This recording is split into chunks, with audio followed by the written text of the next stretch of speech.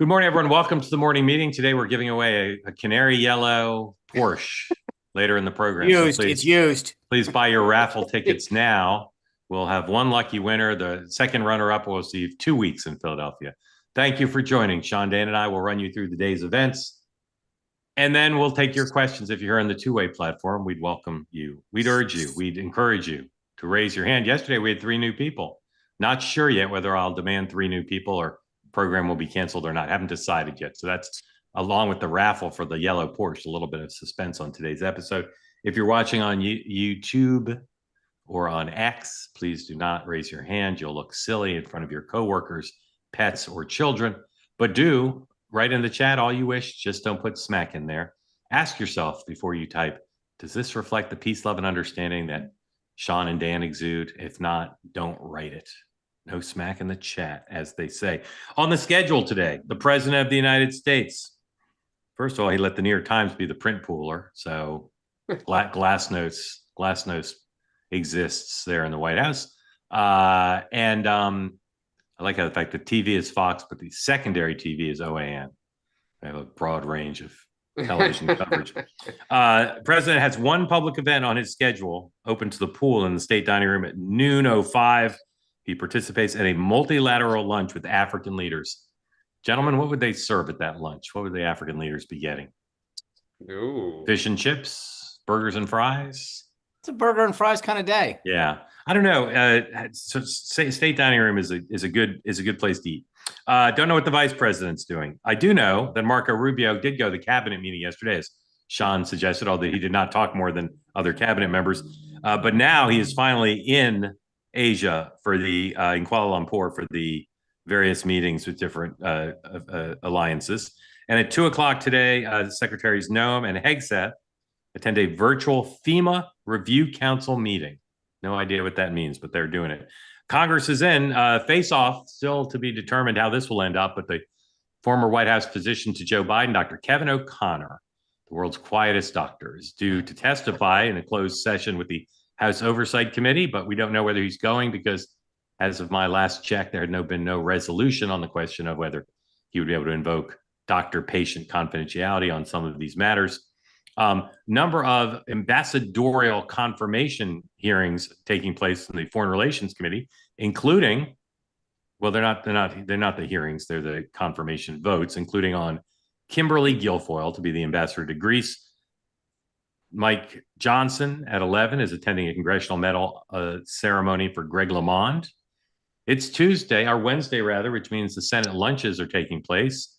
And right after lunch, the senators meet in a bipartisan configuration to talk to Bibi Netanyahu. Gavin Newsom, we'll talk about that later in the program, is spending his second day in the Palmetto State in South Carolina, where he was well received by, amongst others, Jim Clyburn yesterday. Macron, 2-day of his 3-day visit in the UK. A couple of court hearings today of significance. 10 a.m. U.S. District Court. Here's a challenge from the ACLU on the Trump administration expedited removal for rapid deportation policy. And 2:00 in the U.S. District Court, a challenge from the Justice Action Center on the same issue. I will tell you, by the way, you mentioned Netanyahu's continued the time here in D.C. I was in downtown D.C. yesterday evening.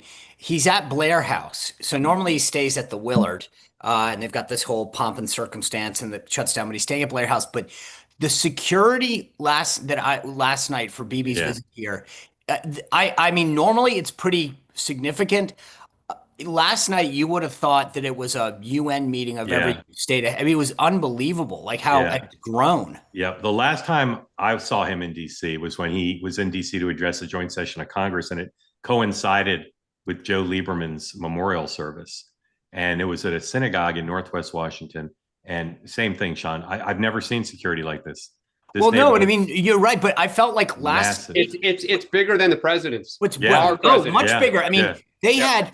It was just amazing that, like, I literally thought that he must be out to dinner because as you walked out, DC police had cars lined up in places that I had. I mean, it has grown every time he comes. It's big. This was you and unprecedented. we've all seen massive security at things like G7s or whatever. This was phenomenal what it was, and the amount of firepower and barriers erected. It's quite something. And I wonder if it's based on a specific threat or just, he's Benjamin Netanyahu. All right, let's talk about Russia. The president yesterday, as we said on Two-Way Tonight, broke the record for a number of times saying bullshit by an American president in a cabinet meeting. He said it twice. He said it in connection to the New York City mayor's race, but he also said it in connection to Putin. And I find it interesting that the president of the United States can say bullshit, and yet almost every news organization, put in asterisks like they can't say bullshit, but the president can. A little odd to me. Well, anyway, and he said the F word the other week when he was getting on Marine One. So. Yeah.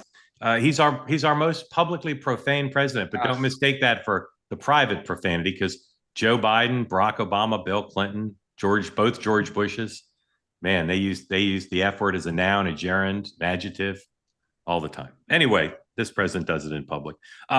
Last night, number 103, the Russians, after the president, basically said to Putin, I don't like what you're doing.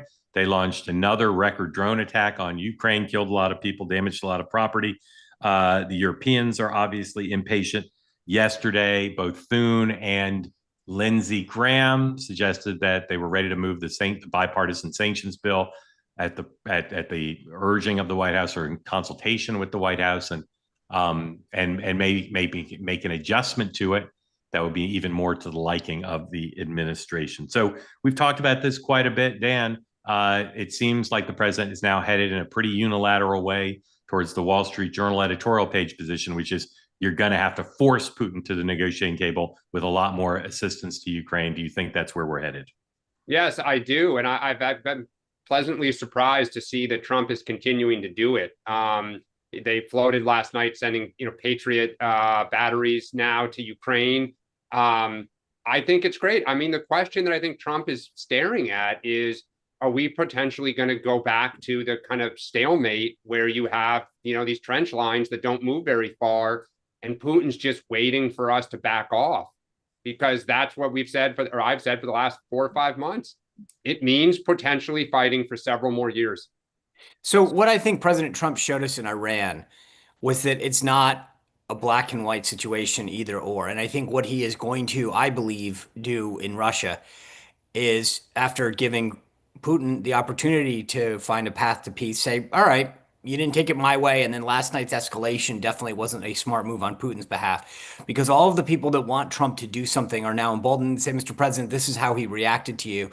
So I think Trump, I wouldn't be surprised if Trump goes even a little over the top and says, fine, you want to show you, Putin, what I can do? I'm going to hand Ukraine some additional stuff. I'll force you to the table, and I'm going to make this even more painful.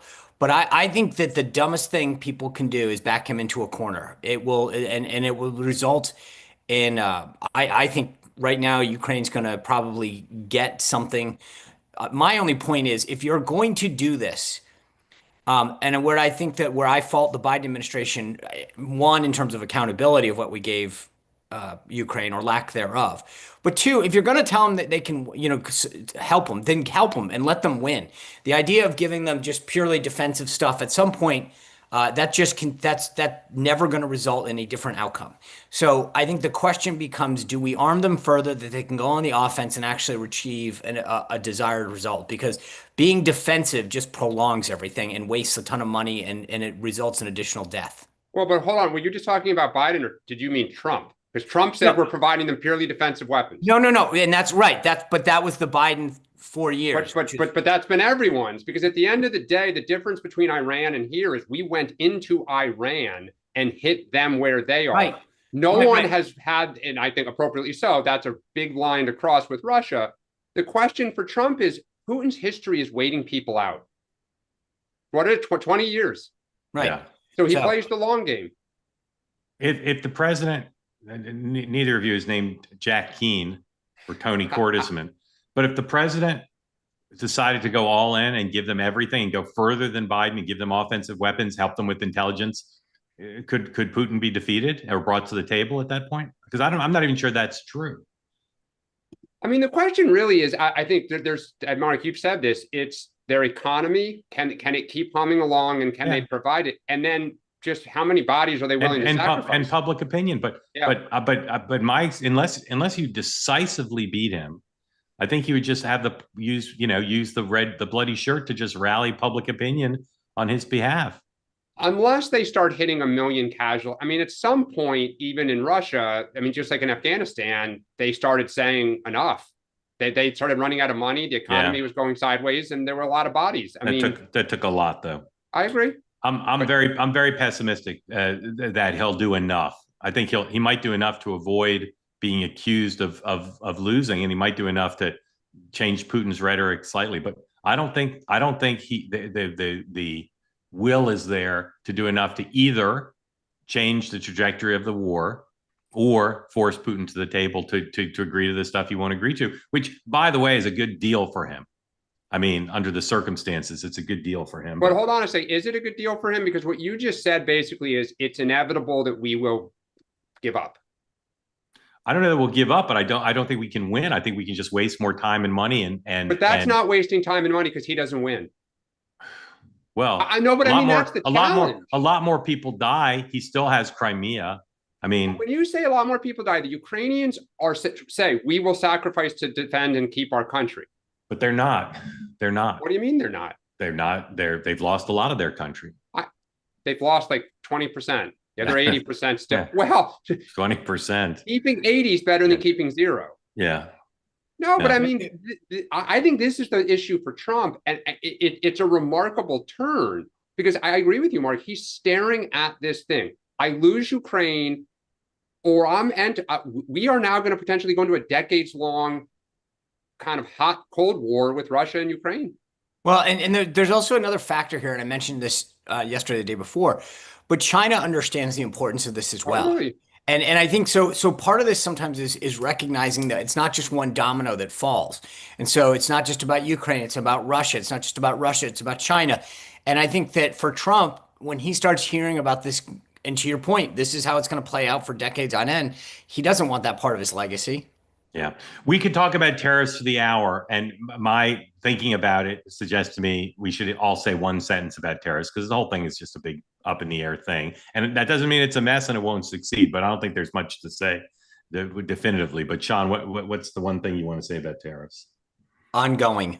Yeah. Okay. Dan. What's good enough for Trump to declare victory? Yeah, I'll say this. I think it's possible from what I've heard that an EU deal is possible. Now, deal, as the New York Times points out today, doesn't mean like signed, sealed, and delivered actual deal. But if he can get a good enough deal with the EU and keep them from going to Beijing later in the month, that'd be amazing. And I think it's within possibility. All right, congressional agenda. You have lots of members, Crapo, Johnson of Wisconsin, Jody Arrington, is that his name? Arrington? Yeah. Arrington. Yeah. And other members saying yes, with no more specificity than the speaker has. Yes, we should do another reconciliation bill in the fall. Some people want to use it to make more cuts. Some people want to use it to spend more. I mean, there's all sorts of ideas about what to do. But you also have the rescission bill now with the Senate, and they're trying to decide what to do. Sean, I'm surprised at how little conversation there's about this. Now that the big reconciliation package is in law, what is the president's primary congressional agenda? What are his priorities for Congress in the balance of the year? So first, it is interesting. This rescission package, I think, will pass the same way that the big, beautiful bill did. It is amazing to me as a Republican to see Republican senators stand up and fight for PBS and NPR funding. It is frankly a disgrace to anyone who has an R next to their name that you're willing to lay down and fight for funding of a non-essential government function like that, regardless of the bias that's clear from both of those institutions. I can't believe that we even have to discuss this in the Republican conference on the Senate side. That being said, that passes. I then think that you're going to turn to, look, let's look at the timeline, which is more like you get through, we go into August recess because that's the reality. They pass this. The Senate comes back, and then we have to fund government. That's the priority. And that will take up basically the rest of the fall. Then we go out of session. There might be some cats and dogs, and then you come back, and you're in an election year. And I say all that because this gets back to the question you're asking. There is no consensus about what's next big wise. They sort of got it all done. And if you recall at the beginning of the year, it was like maybe we split it in two: border security, some energy, DoD funding, and then we go with the tax cuts later. They got it all. So the dog caught the car. And now they have to figure out what's next. I suspect you're going to see further action on immigration, in particular, visa reform, et cetera. And then maybe some regulatory efforts. But this idea of a second reconciliation bill, I'm vastly supportive of, but it's sort of like the same time when you ask everyone, would you like to go to dinner? And everybody says, yes, we'd love to do that. And then you go, where should we go? And then you get 50 different answers. What do you want? What do you want in a second reconciliation bill? Well, I'd love to see. I mean, here's the thing. I think a lot of conservatives would like to see entitlement reform, but it's not going to happen. They don't have any desire to touch it. So if that's not going to happen, what would you? That's what I'm saying. Well, but why are they all? But why are they all enthusiastic about another reconciliation package? Because they just got off the last ride at the park, and they were like, "This was cool. Let's go on the next ride." Okay, let me ask you this, Sean, and then I want Dan to weigh in. Even in the most partisan times of Bush, of Clinton, Bush, and Obama, there were some big bipartisan legislative projects out there. They didn't all pass, but is there anything the president's going to do before the midterms that requires 60 votes? I mean, like I said, the only thing that I think is going to be funding government, maybe some additional Doge type things, but they got it. They caught the car. This is it. There's bipartisan bills on education. There's bipartisan bills on housing. Are those not? I mean, look, that's what I respectfully call that small ball. Like, there's nothing. I mean, they might pass something, but I don't see. That's because you own several homes, so you don't care if the housing's more affordable. Dan, where's the congressional agenda? I don't remember a moment in my 72 years covering Washington where there was no, like, there was not even guesswork of any specificity about what the president's congressional agenda is. Yeah, I mean, I think to Sean's point, though, Trump likes big, bold stuff. And he feels like literally he called it the big, beautiful bill. So if you turned around and said, here are 3 big things we need to do, then then the big, beautiful bill was not quite so big and beautiful. So I think it is an interesting question. I think what's fascinating on the Democratic side, and you can see this train wreck that is looming on the horizon for us, is I think, Sean, you're right. They are going to pass this rescission package. The reason there's so much anger about it is this is stuff that was agreed to on a bipartisan basis to get out of the last budget jam that we were in. So you are turning around and you had a handshake, you had a deal to get the votes, the 60 votes to pass the last budget. And now the administration's turning around and saying, we're actually now not going to do this. We're going to undo this stuff. Well, and where this is interesting is Chuck Schumer got hammered for getting the 60 votes to get that budget deal through last time. The next budget fight is coming. His own caucus is saying, you can't trust them. Look at what they just did. They're doing a rescission package. They did Doge. They did all this stuff. They're going to go home in August. Democrats are going to get killed by the base. You got to fight. I mean, literally, you need to get arrested, like all of this crazy, in my opinion, totally crazy stuff.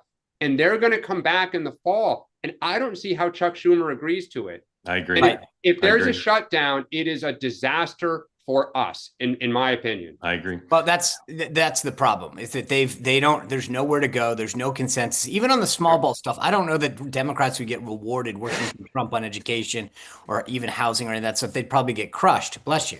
I think it's a good idea, though. But I don't be caught trying. Yep. Yeah, I just don't see either side wanting to spend any political capital on that. And that's why and the one thing we mentioned this, the court ruling last night, 8-1, to give the president the authority. They believe, and I think rightly so, that they can do a lot more, everything pretty much through executive action and order. Yeah. Why go through Congress when I can do 80% of what I want to do? Now, I don't agree that I am a believer that I think the Republican Party should think about what it wants to lock in so it can't be undone. We have learned the lesson of executive orders. They're great for 4 years, but they're not codified in law. So I would argue spend some time on immigration, things that we need to get done so that they don't undo them, which is frankly the lesson of the tax reform, which is, hey, if you let stuff expire. So, but I just don't know what else is on the list. Yeah, I don't know this quantitatively, but my impression is that after a checkered one lost record early on in the federal courts. The president's on a bit of a roll. Obviously, at the Supreme Court he is, but even in the district and courts of appeals, he's doing pretty well. And obviously that makes a huge difference with all this executive action. All right, we have a few more topics to get to, and then we'll get to your questions. So if you'd like to be in the conversation, please, by all means, raise your electronic hand. Wall Street Journal has the best story anybody's written to date about where the president stands on a new Fed chair. It matches my reporting exactly, so I recommend it to you. And it suggests, if you read it carefully, that if Scott Bessent wants it, he can probably have it. If he doesn't, Kevin Hassett, who I believe will get it in the end, is the front runner. The other Kevin Warsh, is, I don't believe, playing his trump cards nearly as well. And I'd be surprised if he got it, and it takes a lot to surprise me. Since that story published, I've seen some Republican senators pouring cold water on the notion that Bessent could be both the independent Fed chair and stay on as Treasury Secretary. So let's just put a bow on this one. Who will President Trump make the Fed chair, Sean? Scott Bessent. Yeah. Dan. Yep, I agree. Can I do the why? Kevin. I'm still going with Kevin. I have to do the why. My Kevin. Yeah. So when you here's the question that anyone who would be wanting to be considered Fed, I mean, Dan, if you were in line to be asked to be Fed chair, what do you think the number one question you think that Trump would probably ask you? Interest rates. Right. Okay. So we just did that in 10 seconds. When Bessent was on the Sunday shows, he got asked that question that everybody was going to say, if you take the job as Fed chair, President Trump's going to ask you to cut Fed chair. Mark Halperin, what is the standard Washington answer when it comes to any question about jobs for the future? I don't answer questions about the future. Yeah, this will be a job for the president to make. Yeah, I'm loving my job right now. I'm focused on the work of the American people, blah, blah, blah. Do you know what his answer was, though? Yeah, I noticed. Process. Yeah. He said, the Fed chair can't unilaterally do that. In fact, it's the job of the board. The committee. That is a man who thought through that question, figured out how to navigate it perfectly, give himself some air cover for confirmation in future questions. Yes. That is a man who wants that job. I think he's interested in it in the abstract, but it's not as interesting as his current job. And in the end, I think the president will think he's too valuable in his current job. Well, but I think, though, Mark, this goes to what we talked about earlier, which is there is no real agenda next year. And I think if you're best that you've had a historic year. Well, I think it's going to. So then you move on to the. I think he wants to beat China. All right. Here we go. Epstein. Okay. Epstein. Sean yesterday said. Are we still talking about Epstein? Exactly. Sean yesterday said that only a sliver of MAGA was concerned about this. Let me read you a partial list of people who, in the current news cycle, have expressed pretty strong outrage about the administration's posture. Daily Mail, New York Post, Fox News, Musk, Bannon, Tucker, Glenn Beck, Benny Johnson, Laura Loomer, a few others. I am very familiar with Donald Trump not liking reporters' questions. We all are. But I believe the answer he gave yesterday in trying to wave this away went beyond the normal, you're raining on my parade because I want to talk about X and you're talking about Y. For those of you who didn't see it, here's the president yesterday when Pam Bondi was asked some questions about Jeffrey Epstein. 105, please. Are you still talking about Jeffrey Epstein? This guy's been talked about for years. You're asking, we have Texas, we have this, we have all of the things. And are people still talking about this guy, this creep? That is unbelievable. Do you want to waste the time, and do you feel like answering? I don't mind answering. I mean, I can't believe you're asking a question on Epstein at a time like this where we're having some of the greatest success and also tragedy with what happened in Texas. It just seems like a desecration, but you go ahead. Sure. First about. So, Sean, you know the president well. Do you share my view that that had more purpose to try to intimidate reporters from asking about it ever again, as opposed to he didn't want it now? Because the guy takes questions on everything. I mean, he took questions the other day on the name of the Washington football team. So how do you read that answer? I don't think he wanted to talk about it. Well, clearly. But with what motive? Was it really the desecration of the people who lost their lives in Texas? Or is there some other reason he doesn't want to talk about it? I think there's obviously, look, I don't think it takes any deep reporting to realize that there's a lot of potential. Dan touched on this yesterday. There are a lot of people at a high level in politics and finance, and I'm sure media and other things that have been involved in or around Jeffrey Epstein. And I'm sure that, many of them are friends or associates or former business partners. And it's just, to him, probably a subject that he does not want to discuss because of that. And because of the relationships that, and the problem with this whole issue, I've talked about it with several people, is that there's no easy answer. You can't list part of the list or only the Democrats or only, you either have to do all of it or none of it. But they now say there's no such thing as a list. I get that. But I to Dan's point again yesterday, I think that it doesn't take a ton.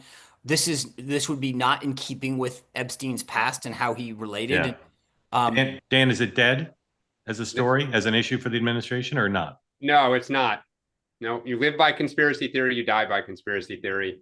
He played a role in hyping this the last several years. You can't just turn the spigot off now and say nothing to see here. It's over. All right. Gavin Newsom, as we said, second day in South Carolina. I think by most measures, he had a successful first day, pretty well attended events. He was late for things, but not Bill Clinton late, just an hour late. And maybe best of all for him, he got a very warm reception, both in the event itself he did with Representative Clyburn, so-called kingmaker of the Palmetto State, as well as a Clyburn appearance on CNN. Clyburn treated him openly like he was a presidential candidate. He said, "I feel good about his chances." And here is Clyburn speaking at an event with Newsom. 106, please. And we cannot just focus on the presidency. We got to build a foundation.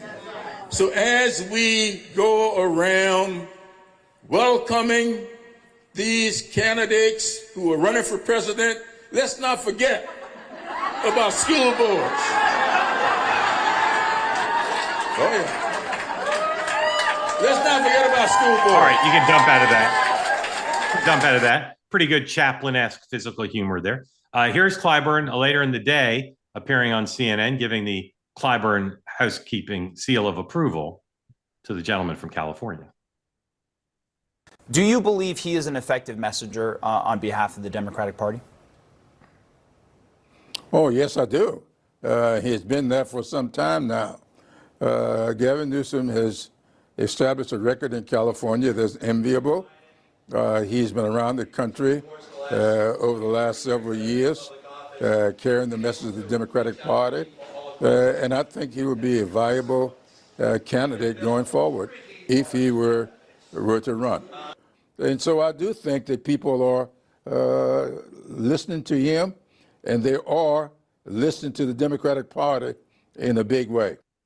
All right, that's a pretty warm embrace from the person in the party literally you most want a warm embrace from. We talked yesterday about how South Carolina's got the best chance of it, probably any state, of being high in the order of voting. And here is 1 minute of the man himself after his 3,000-mile trip. And again, he did a ton of events, but here's 1 minute of Gavin Newsom in South Carolina. I come from a small state on the west coast of the United States. Our state of mind is pretty simple. We're the most un-Trump state in America. That's a point of pride. Point of pride. I confess that. If you didn't know that, just want to let you in on a little secret. I'm not his favorite politician in the country, nor on Fox News, or One American News, or Newsmax, or any of the other networks, Sinclair. It's actually, yeah, why the hell did you invite me?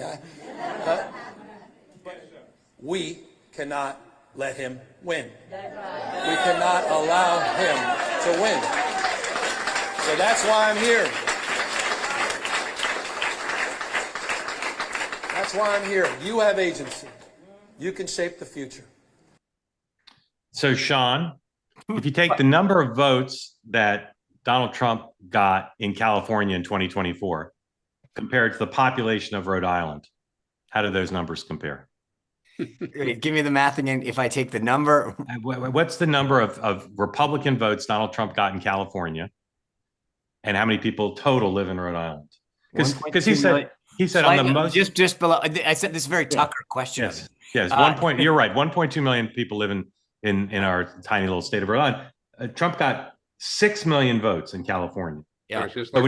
So when he says it's the most un-Trump state, I don't know what metric he's using. In any event, percentage. I'm sure. In any event, Dan. Yeah. But can I? By the way, hold on.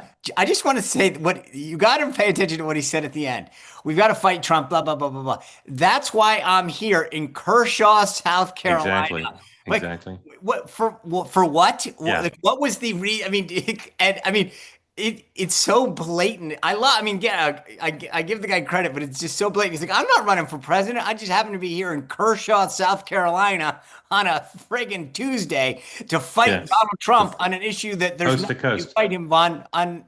Dan, if you were in the Bruce Lindsay role, which is you're the elder statesman who travels with the candidate, and after the event ends, you're supposed to, in the car to the next event, tell him how he did. Yeah. Oh, you're on fire. What would you say? What critique would you give Gavin Newsom based on that minute?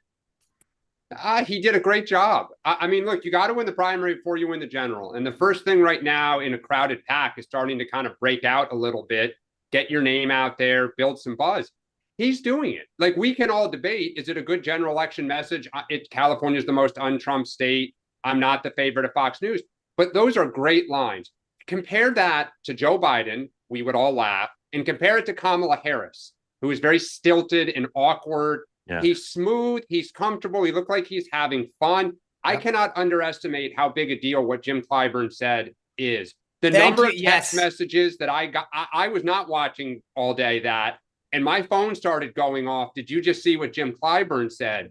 I guarantee you in, Harrisburg and Denver and Springfield, Chicago, people are like, WTF.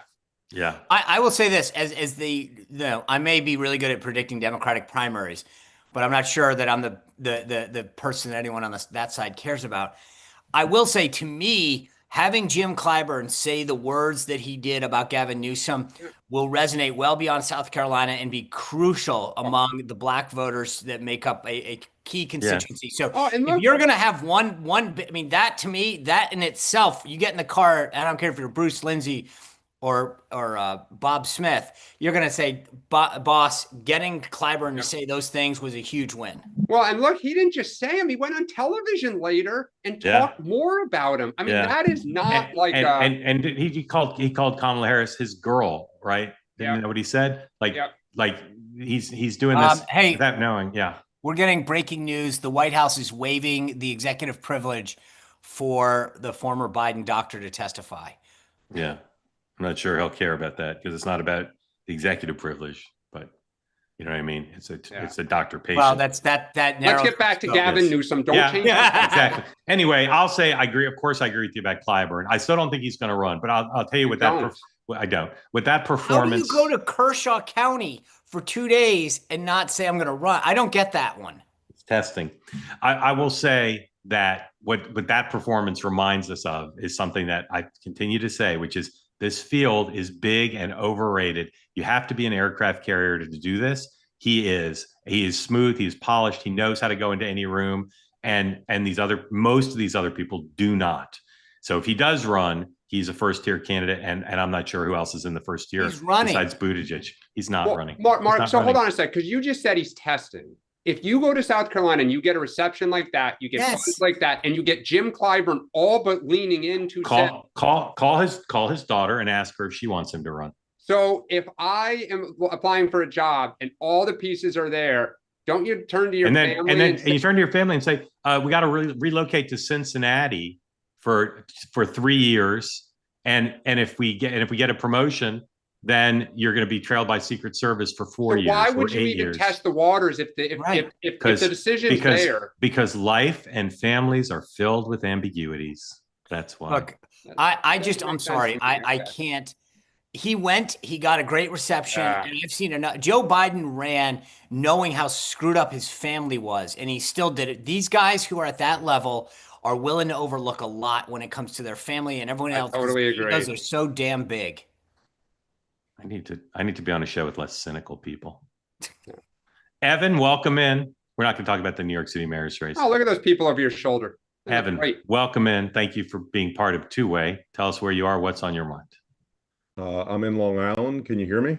Yes, sir. Okay, so Which fork are you on, sir? I'm actually in the center, In the but center. a little closer to the North Shore. I'm not out east. Okay. Like Um, Locust Valley area? Plainview, Yeah, okay. Plainview, very nice. exit 48. Very nice. You're near my favorite Walmart. Really? Which Yeah. one? Go ahead. So I appreciate the show and the educating people in a civil manner.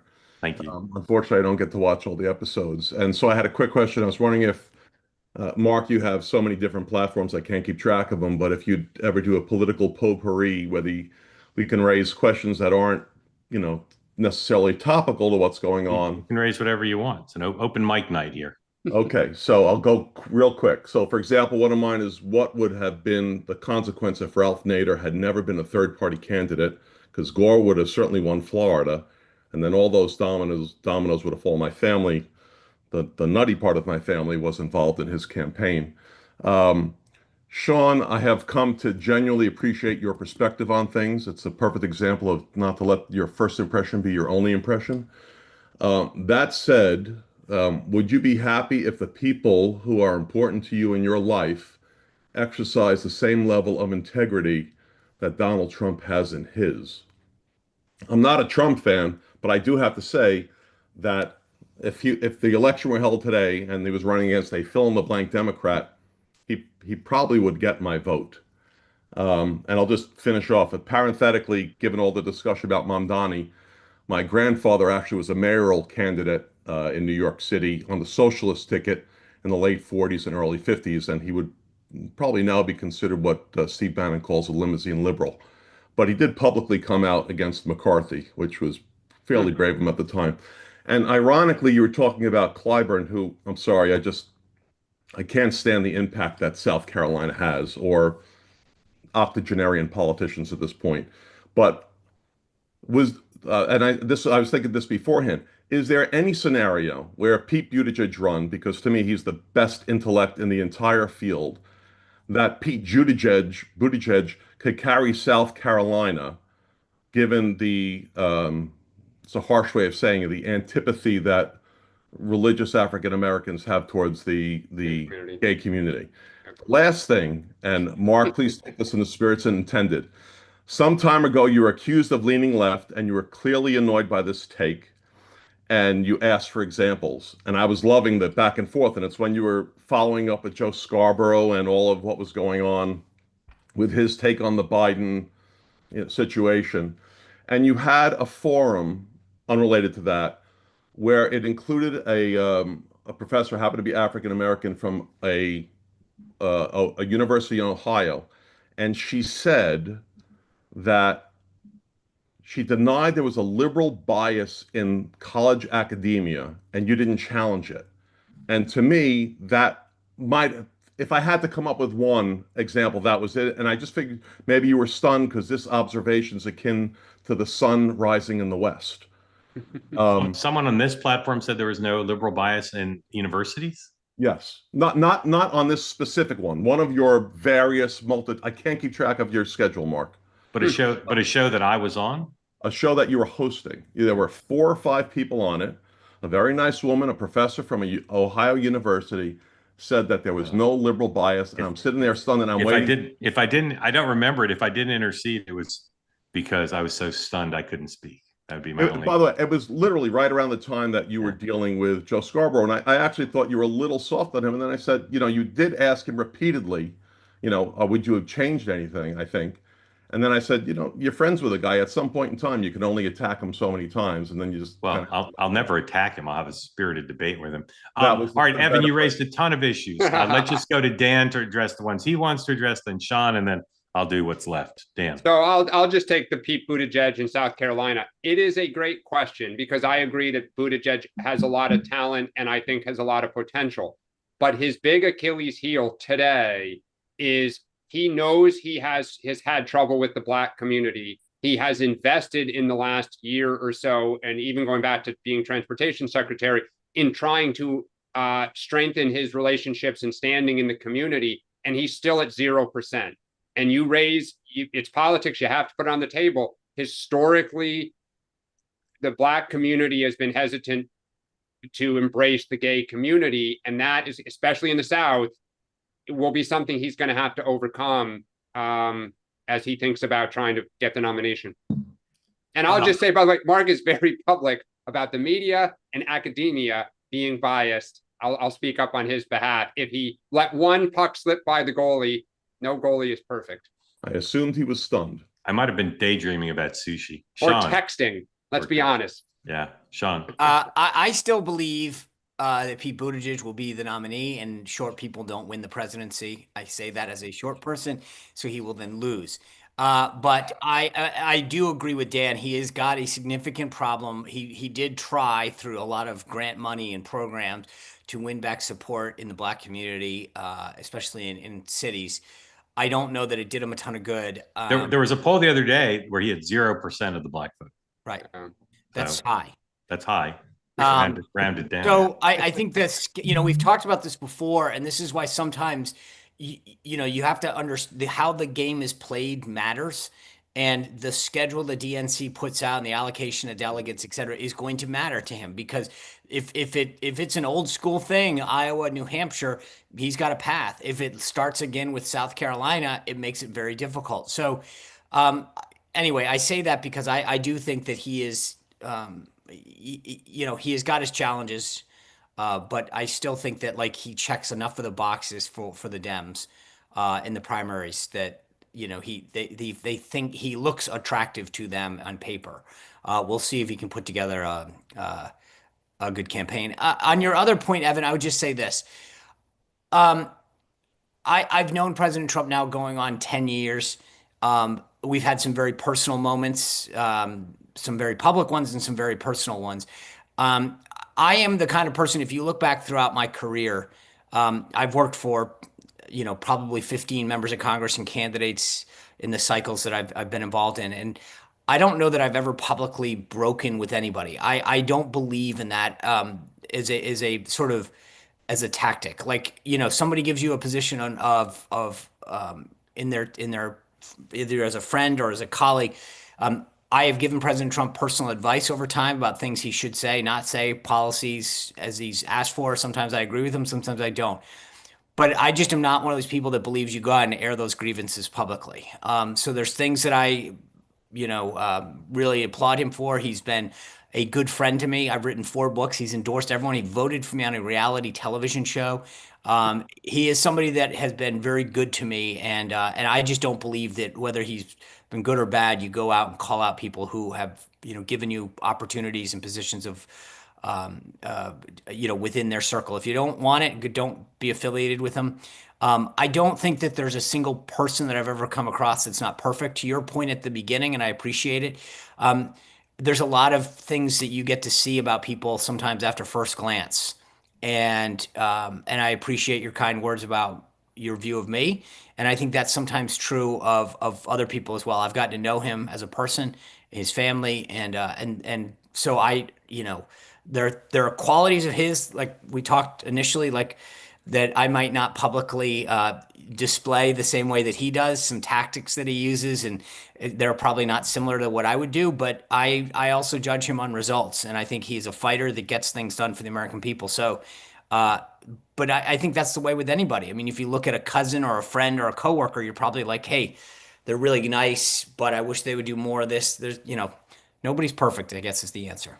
Evan, let me address one thing about not just about Buttigieg, but the field. I think there's 3 really important areas about which no one can tell you who's in the first tier. And I think these 3 things are incredibly important in making up who's going to be in the first tier.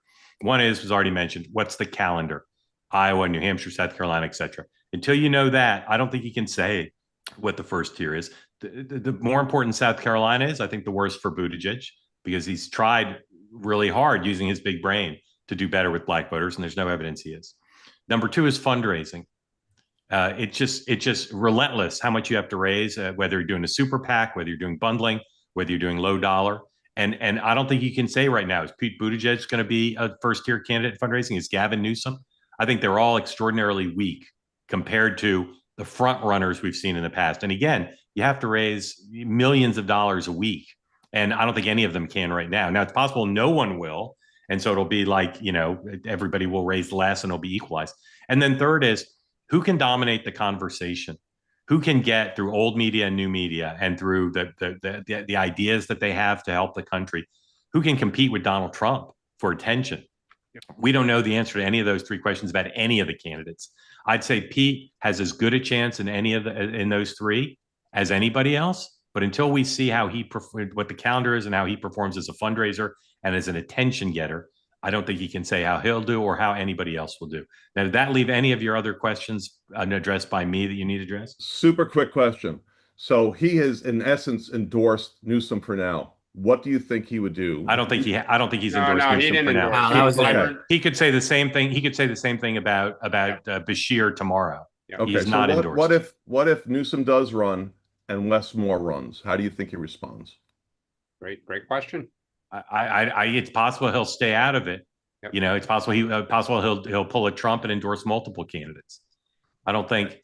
Don't forget too, and with Biden, he waited till about 10 days. Yeah, exactly. Historically, he endorses very late because he doesn't want to. Because if he endorses early, people will skip the primary because they'll say we can't win it. So I think when if he does endorse, it'll be if history's past his prologue, he'll endorse late, and everybody will have a chance to go to his fish fry and try to win his support. And he'll campaign. He'll go to their events just like he did Newsom. So he's not gonna shut the door. Now, he may not be most favored for everybody, but I'm quite certain that if Kamala Harris or Wes Moore went to South Carolina, he'd be doing the same thing for them. Don't forget, Kamala didn't even make it past August in 19. I mean, I'm serious. You just don't know. Evan, thank you. Grateful to you for all the questions and your civility, even as you were trashing two of the three of us. Sort of. All right. Cal. Such a liberal, Mark. Cal says he's Gavin is my country. Was that supposed to say country or cousin? Cousin would be interesting. Hold on, you're muted. And for some reason, hold on, I pinned you. Didn't mean to do that. Can somebody bring Cal in and unmute him, please? Because I've screwed the whole thing up. Yeah, I thought it said cousin. Shake your head if that's true. No. It says county. He's in my county. Oh, he's in my county. Yep, all right. What was the coverage like locally? It's interesting because the Republicans all running for governor here are using Gavin as a piñata, right, to raise money, and it's been quite successful for the two declared candidates in raising money. Who are the declared candidates? Alan Wilson, he's the attorney general, and Pan Evett, who is lieutenant governor. And Henry's term limited, right? Or he's not? Yes. Okay. Foghorn Leghorn is term limited. Yes. Okay. Mm-hmm. He's a great man. He's a great man. I say. We don't do that here. That's what his commercials are. All right. What's on your mind besides Gavin in your county? Well, I could say just quickly to Evan, South Carolina is a terrible litmus test for the Democrats. I mean, I'm a GOP guy, do all a bunch of stuff with our local county party. I mean, the Democratic Party in South Carolina, besides the Black Caucus, is almost non-existent. I mean, you're talking about maybe a couple 100,000 people statewide total, right? Yeah. I mean, that are active, at least in the Democratic Party. How many white Democratic members of the legislature are there? That's interesting. I mean, it's a diminishing number. I think 3 of them lost in the last election. One actually, they retained one, which is half our county, Kershaw, Lee County, retained it, and he won by 100 votes, right, over the Republican. I think the white vote in the primary was 25%. It's something like that in 2024. In 2020. I mean, it's like nothing. Yeah. Right. And not nothing. But I mean, you're talking about where Gavin was in Kershaw County, voted for Trump by like 80%. Right. And I mean, and it's got like a tiny little Democratic enclave, right, in one little sector.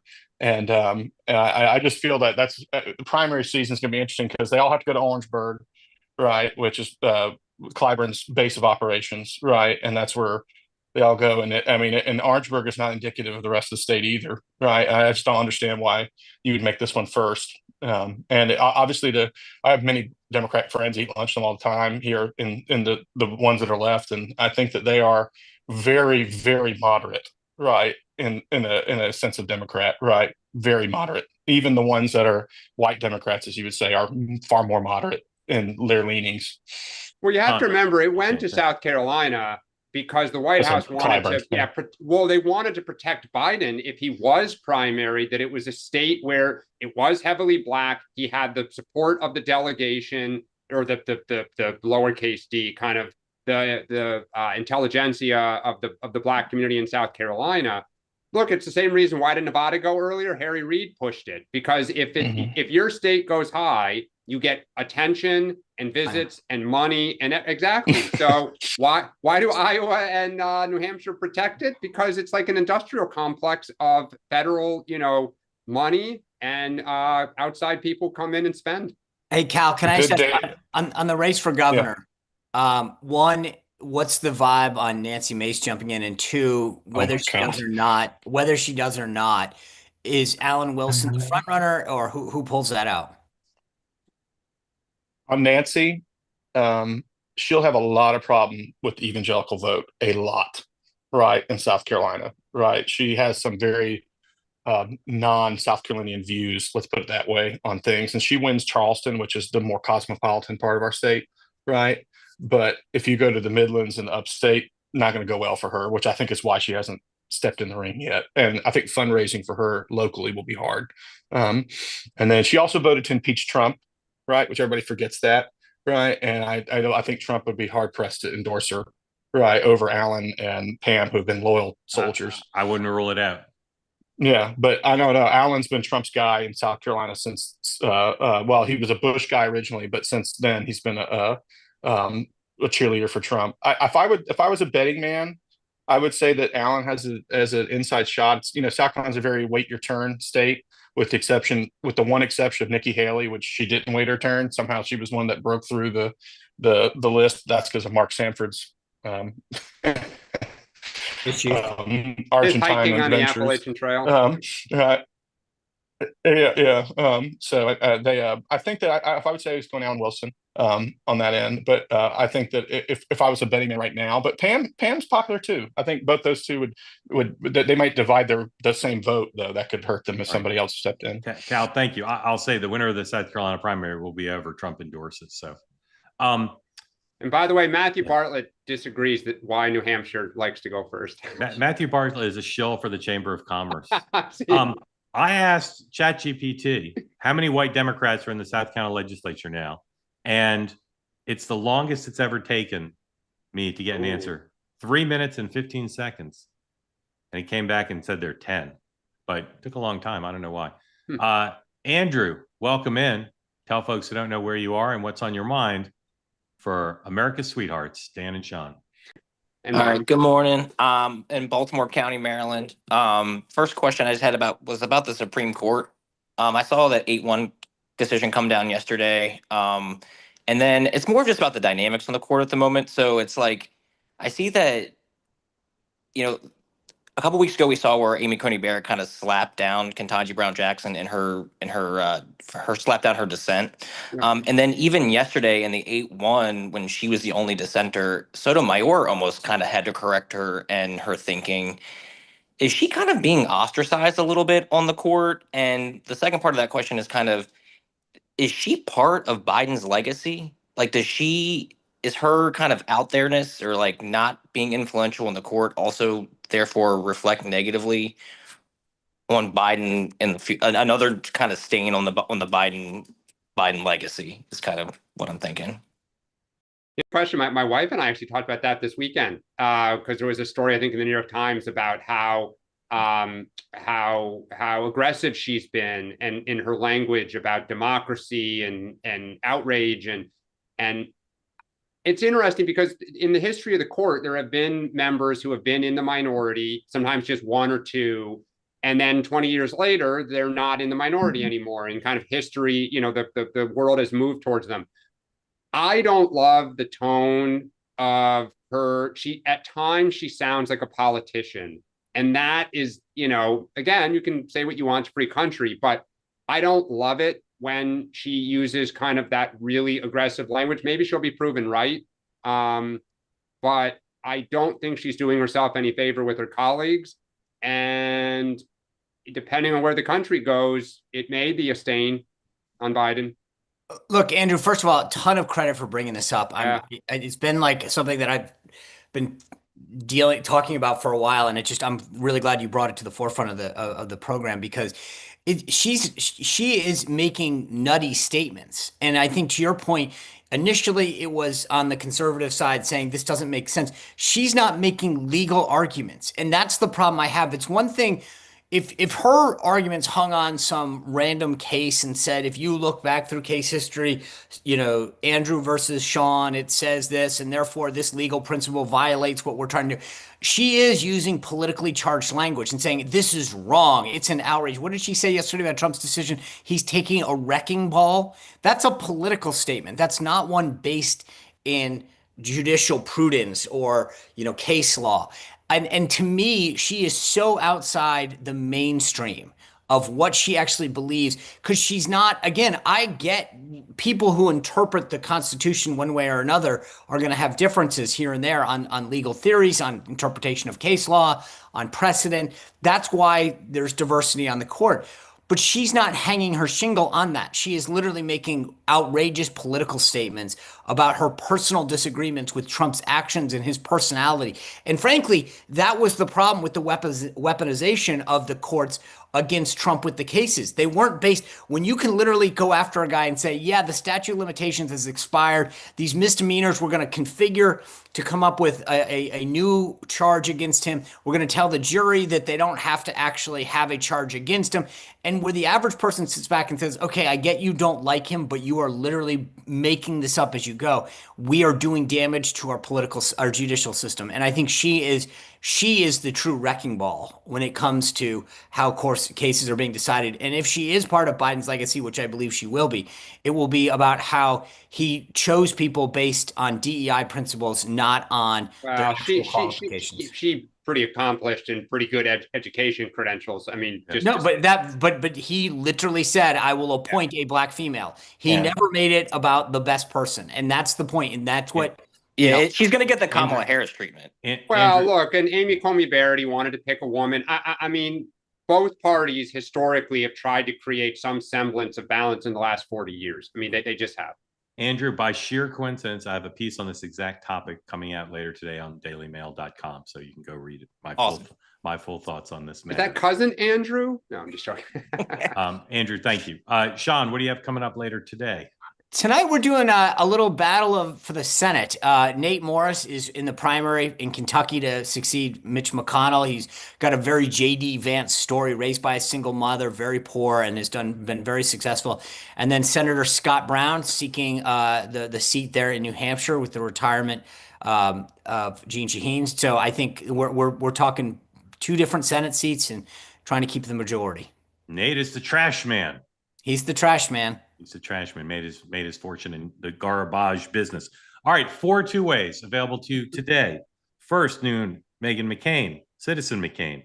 Susan Page of USA Today, pop culture enthusiast and critic of all things. Colonel Kurtz will join Meghan at noon Eastern. Please join Meghan. Moynihan Report, you can watch a pre-tape of an episode and join on the Zoom, the two-way platform. I was joined by Jonathan Gould, the music historian, and the author of a new book about the Talking Heads. That program will make sense. Join Michael at 3 o'clock. The program will air on YouTube at a later date. I'll be back at 6 o'clock for Two-Way Tonight. We'll cover all the day's news, and we'll have a talk about the crypto legislative agenda. There's a lot going on in the House, in particular with Paul Grewal, the chief legal officer of Coinbase. So join me at 6 for that. And now, for a preview of our friend Bridget's program at 7 o'clock Eastern Time, here's Bridget. Have you or a loved one ever struggled with addiction? Are you sober or trying to become sober? What have you found that's helped you along the way? This week on Real America, my husband, Jaron, and I, we met in recovery, we'll be talking about addiction and sobriety. We'll be taking your questions, and we'd love to hear your stories about what's worked for you or hasn't. We're going to be all over. I could talk about this all day long, every day. So join me, Bridget Fedesi, on Real America, Wednesday, July 9th at 7 p.m. Eastern. We will be live discussing this. You can register to join the conversation at twoway.tv/Bridget Zoom, or you can simply watch the episode at Real America Fantasy on YouTube. See you there.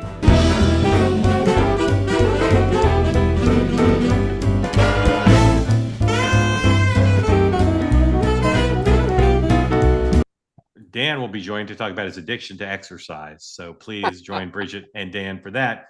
We'll be back. I love those things, by the way. Those teases, they are so well done. They're awesome. Anyway, for two ways, please join them all, or all that you can. And we're grateful to you for being part of this community. And we will see you in 23 hours.